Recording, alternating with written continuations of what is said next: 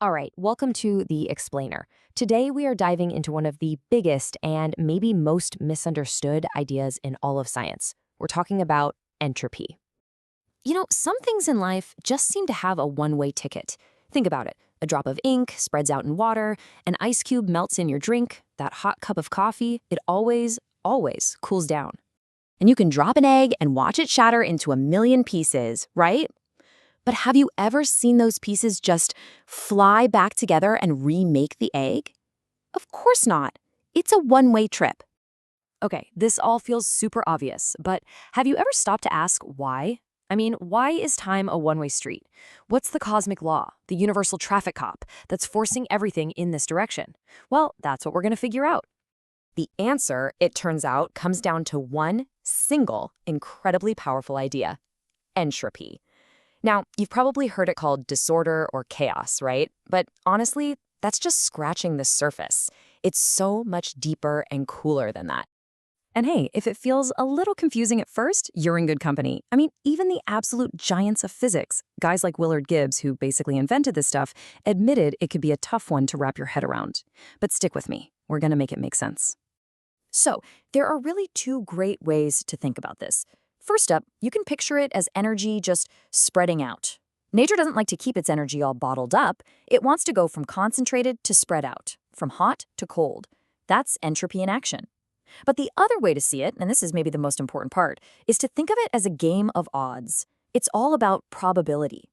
See, entropy is really just a count of all the different ways the tiny microscopic bits of a system can be arranged. A high entropy state, that just means there are an enormous number of ways to arrange the bits and still get the same big picture result. Okay, let's make that concrete with a deck of cards. Imagine you just bought a brand new deck. You open it up, how many ways can it be in that perfect, pristine order? Ace, 2, 3 of spades, then hearts, and so on. Just one. There is exactly one way for it to be perfectly ordered. Okay, but now, how many ways can that deck be shuffled into any other order? The number is, well, it's that monster you see on the screen. It's so ridiculously huge, we don't even have a good word for it. And that is the key. A messy, shuffled, disordered state isn't special. It's not a law forcing it to be messy. It's just that there are so many more ways for it to be messy than to be perfectly ordered. So when you shuffle it, of course you're going to land on a disordered state. The odds are just overwhelmingly in its favor. So this idea, this unavoidable slide towards what's most probable, it's not just a guideline. It's not a friendly suggestion. It's one of the most fundamental, unbreakable laws in the entire universe. And that law is the famous second law of thermodynamics. All it says is this: in a closed system, like our universe, the total amount of entropy, that total number of ways things can be arranged, can never, ever go down. It can stay the same, or it can go up. That's it. This is the rule that keeps eggs from unscrambling themselves. And from that one simple rule, you get these absolutely mind-blowing consequences. First, it gives time its direction. The arrow of time points in the direction of increasing entropy. That's what forward means, cosmically speaking. Second, it's why heat always flows from a hot thing to a cold thing, and never the other way around. And third, it's why you can't build a perpetual motion machine. Every time you do anything, you lose a little bit of energy as waste heat, which just adds to the universe's total entropy. Okay, but this isn't just about stars and the fate of the universe, because this law is so basic, so tied to energy and probability, you see its fingerprints literally everywhere. I'm talking about the chemical reactions happening in your body right now, and even in the data zipping around inside your phone.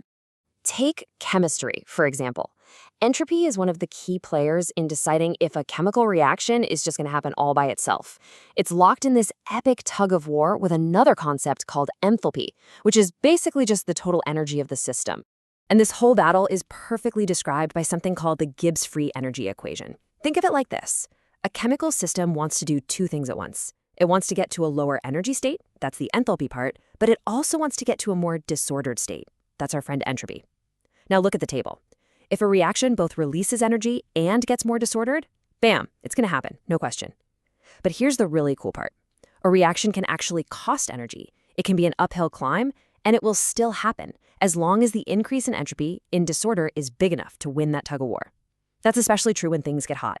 This idea of entropy turned out to be so powerful, so fundamental, that it just jumped right out of physics and into a totally different field, information theory. The story goes that the pioneer of the field, Claude Shannon, was trying to figure out what to call his new measure for uncertainty in a message. And the genius mathematician, John von Neumann, basically told him, you should call it entropy. Nobody knows what it is, so in an argument, you'll always have the upper hand. What Shannon figured out was that the math used to describe disorder in a gas was a perfect match for describing the amount of uncertainty, or surprise, in a message. So a message with really high information entropy is one you can't predict. It's full of surprises. On the flip side, a really boring, repetitive message, super low entropy. Okay, so let's zoom all the way out. If this second law is truly unbreakable, and the entropy of the whole universe has to keep going up and up and up, what's the end game? What does that mean for the ultimate fate of, well, everything? Well, that question leads to a pretty famous and kind of chilling idea called the heat death of the universe. The theory goes like this. Way, way, way down the line, we're talking trillions of years, the universe finally reaches its maximum possible entropy. Everything is spread out. All the energy is evenly distributed. Every corner of the universe is the same bland, cold temperature. All the stars are dead. And because there are no differences in temperature, no useful work can be done. Nothing interesting can ever happen again. But just when things sound super bleak, modern cosmology throws in this incredible twist. See, the universe isn't some static box, it's expanding. And as it gets bigger, the total possible amount of entropy, the room for more disorder, if you will, is also growing. And here's the wild part. It seems like that maximum possible entropy is growing even faster than the actual entropy is. This leaves us with what scientists call an entropy gap. And that leaves us with this huge, fascinating question to chew on. Is the universe just winding down, heading for that quiet, boring end? Or is something else happening? By expanding, is it constantly creating more space, more potential for new, complex, and ordered things to emerge? In other words, is entropy a death sentence for the universe, or is it the very engine that allows an interesting universe to exist in the first place? Honestly, we don't know yet. The final chapter on that one is still waiting to be written.